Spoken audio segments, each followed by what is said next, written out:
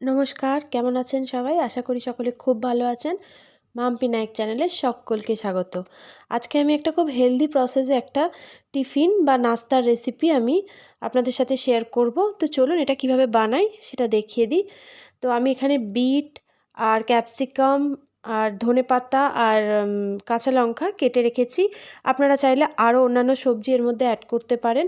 এই সমস্ত সবজিগুলো আমি নুন আর গোলমরিচ মাখিয়ে 1 ঘন্টা রেস্টে রেখে দেবো। এটা খুব হেলদি প্রসেসে বানাবো আমি।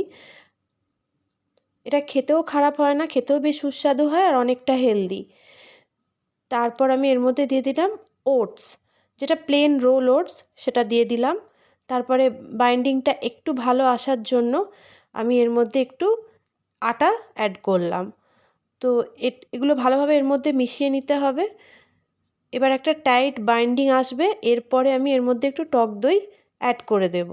দিয়ে এটাও খুব ভালো করে এর মধ্যে মিশিয়ে নিতে হবে।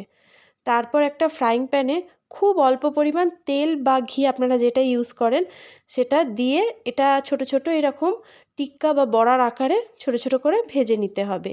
ভাজার সময় গ্যাসের আঁচটা একদম কম করে রাখতে হবে আর একটা ঢাকা চাপা দিয়ে দিতে হবে, যাতে ভেতরটা খুব ভালোভাবে কুকড হয়ে যায়। তো খুব ভালোভাবে এটা কুকড হয়ে গেছে এক পিঠ, আমি আবার অন্য পিঠ উল্টে দিয়েছি। এইভাবে সবকটা ভেজে নেব। আর দেখুন বন্ধুরা, এটা রেডি হয়ে গেছে। এটা সকালে বা সন্ধ্যার জলখাবারে খুব ভালো যাবে। যদি ভিডিওটি ভালো লাগে লাইক দিয়ে পাশে থাকবেন। ধন্যবাদ।